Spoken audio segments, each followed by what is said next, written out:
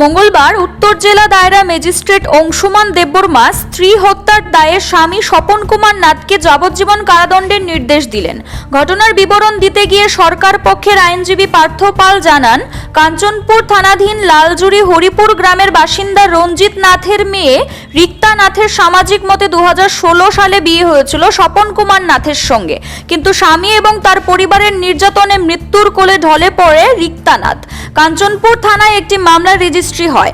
ঘটনার 6 বছর পর স্বপন নাথের মা কুমুদিনী নাথকে 3 বছরের কারাদণ্ড দেওয়া হয় এবং মূল আসামি স্বপন কুমার নাথকে যাবজ্জীবন কারাদণ্ড দেওয়া হয়। সে সঙ্গে 5,000 টাকা জরিমানা এবং অনাদায়ে আরও 5 বছরের কারাদণ্ডের নির্দেশ দেন মাননীয় বিচারক অংশুমান দেববর্মা।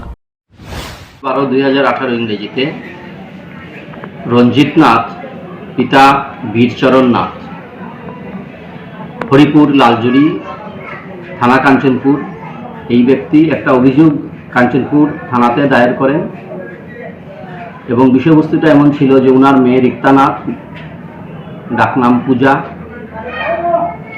গত 27/12/2018 ইংরেজি থেকে নিখোঁজ। বিকেলবেলা শ্বশুরবাড়ি থেকে জল আনতে গেছিল, এই ইনফরমেশনটা ছিল ওনার কাছে যে হাজব্যান্ড, ওনার মেয়ের জামাই জানিয়েছিল যে মেয়ে জল আনতে গিয়ে আর ঘর বাড়িতে ফিরেনি। এবং এই বিষয়বস্তু নিয়ে একটা এফআইআর করার আগে মেয়ের জামাই নিজেই একটা জিডি এন্ট্রি করেছিল কাঞ্চনপুর থানাতে এবং সেই মর্মে রঞ্জিত নাথ উনিও একটা জিডি এন্ট্রি করেন পরের দিন, অর্থাৎ 27/12/2018 থেকে নিখোঁজ।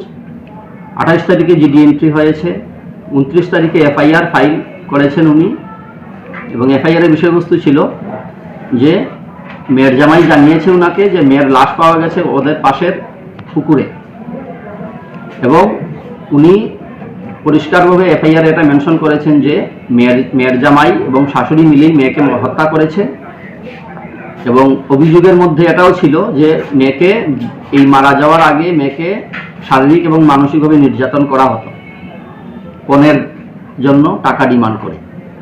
কেসটা রেজিস্ট্রি হয় Kanchanpur PS case number 80/2018 under section 302/34 IPC. কেসে রেজিস্ট্রেশনের পরে পুলিশ ইনভেস্টিগেশন করে, সাক্ষী রেকর্ড করে এবং এই সাক্ষীগুলোর মধ্যে ভাইটাল সাক্ষী ছিল প্রতিবেশী, যারা এর আগে বৈঠকে বসেছিলেন মেয়েকে অত্যাচার করার বিষয়ে যে অভিযোগ ছিল মেয়ের এবং ওনাদের বাদীর পক্ষ থেকে যে অভিযোগ ছিল, এই বিষয়টা বিচার করে দেন এলাকাবাসী এবং এলাকাবাসীকে এই কেসে সাক্ষী করা হয়। CRI TV, channel for news and entertainment.